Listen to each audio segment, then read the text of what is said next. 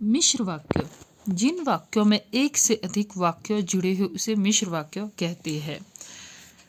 उदाहरण के तौर पर, जब आपका फोन आया मैं पूजा कर रहा था। इसमें अथवा तथा दो वाक्य नहीं है, ये आपके मिश्र किए गए हैं, आपस में एक दूसरे के साथ जोड़े गए हैं, तो ये आपके मिश्र वाक्य कहलाते हैं। अध्यापक जी ने बताया कि कल विद्यालय में अवकाश होगा।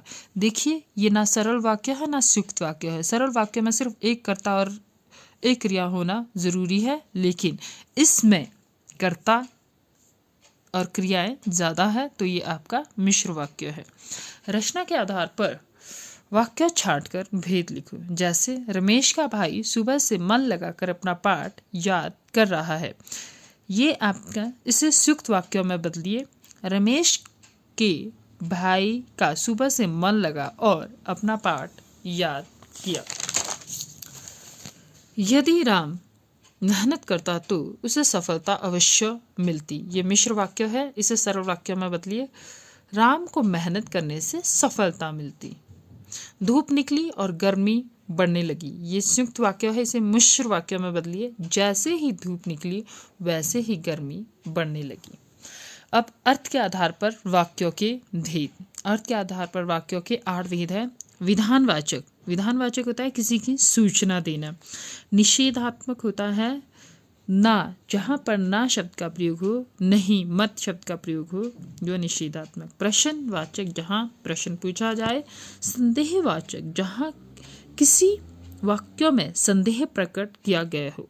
विस्मयादि, जिसमें हैरानी, खुशी, शोक व्यक्त किया गया हो। इच्छा, जहाँ इच्छा व्यक्त की गई हो। संकेतवाचक, एक क्रिया का दूसरी क्रिया पर निर्भर होना। आज्ञावाचक, जहाँ हम आज्ञा देते हैं अर्थात या अनुमति लेते हैं। उदाहरण, भगवान करे तुम सफल हो। इच्छावाचक, यहाँ पर व्यक्ति इच्छा व्यक्त कर रहा है। ओ यह क्या हो गया। विस्मयादि, यहाँ पर हैरानी व्यक्त की जा रही है। यहाँ मत बैठो, यहाँ पर आज्ञा दी जा रही है।